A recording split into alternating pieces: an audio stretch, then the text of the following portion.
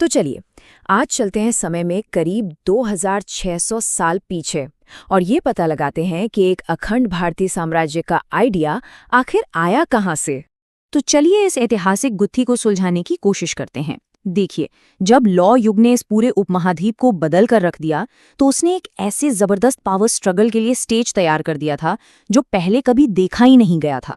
ये संख्या है उन बड़े बड़े राज्यों की जिन्हें महाजनपद कहा जाता था, और ये सभी एक दूसरे से आगे निकलने की होड़ में लगे हुए थे।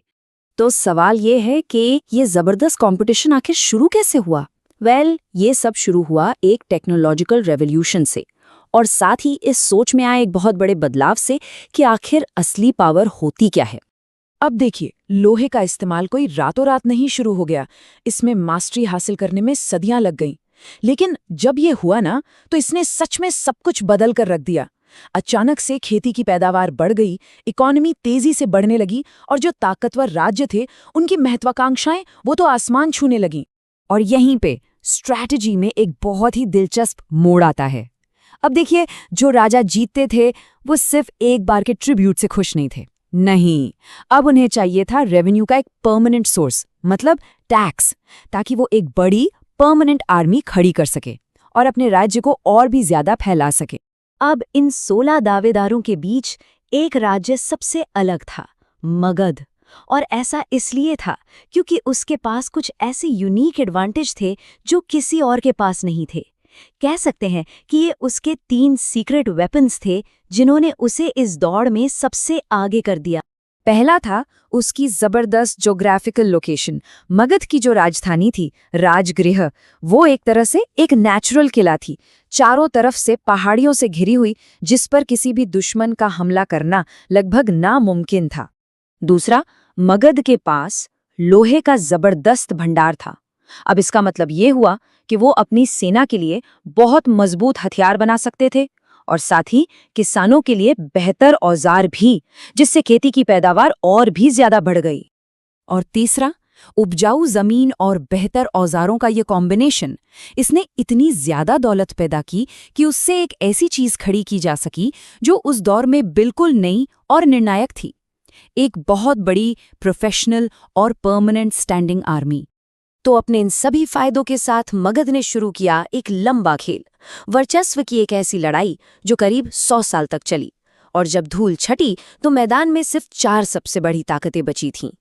तो अब ये जो पूरा महासंघर्ष था वो बस इन 4 राज्यों के बीच सिमट कर रह गया था, और इनमें से हर एक अपने आप में एक जबरदस्त पावर था। लेकिन मगध का ये जो उदय हुआ वो सिर्फ उसके रिसोर्सेज की वजह से नहीं था। नहीं, इसके पीछे थी उनकी शानदार और अक्सर बेहद क्रूर स्ट्रैटेजी। मतलब एक तरफ तो राजा बिंबिसार ने शादी करके दुश्मनों को दोस्त बनाया, और दूसरी तरफ उनके बेटे अजातशत्रु ने अपने ही रिश्तेदारों के खिलाफ जंग छेड़ दी। आखिर में 100 साल की दुश्मनी के बाद उन्होंने अपने सबसे बड़े दुश्मन अवंती को भी हरा दिया, और मगध बन गया अनडिस्प्यूटेड पावर। तो अपने सारे दुश्मनों को रास्ते से हटाने के बाद मगध ने एक नए और एम्बिशियस राजवंश के अंडर सबसे शक्तिशाली राज्य से भारत का पहला सच्चा साम्राज्य बनने का अपना सफर शुरू किया। और ये जो विस्तार था वो कितना तेज था, ये यहाँ साफ नजर आ रहा है। देखिए, एक के बाद एक जो भी डायनेस्टी आई, चाहे वो हरियंक हो, शिशुनाग हो या फिर नंद, सबने अपने से पहले वाले की नींव पर साम्राज्य को और भी बड़ा और भी मजबूत बनाया। और जब नंद डायनेस्टी का दौर आया, तब तक तो मगध अपने शिखर पर पहुंच चुका था।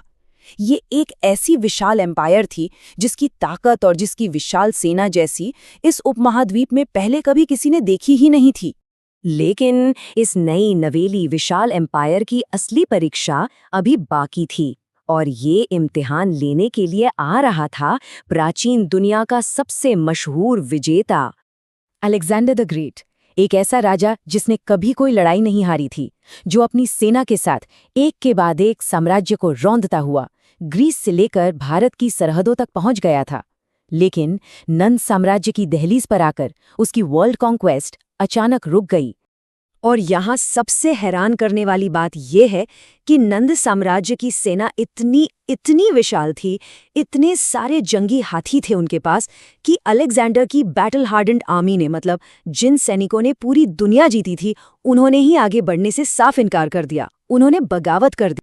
मगध के उदय ने इस उपमहाद्वीप में एक नई पॉलिटिकल रियलिटी बना दी थी। उसने एक ऐसा स्टेज तैयार कर दिया था जिस पर आगे चलकर इससे भी बड़े और इससे भी ज्यादा मशहूर एक राजवंश का उदय होने वाला था।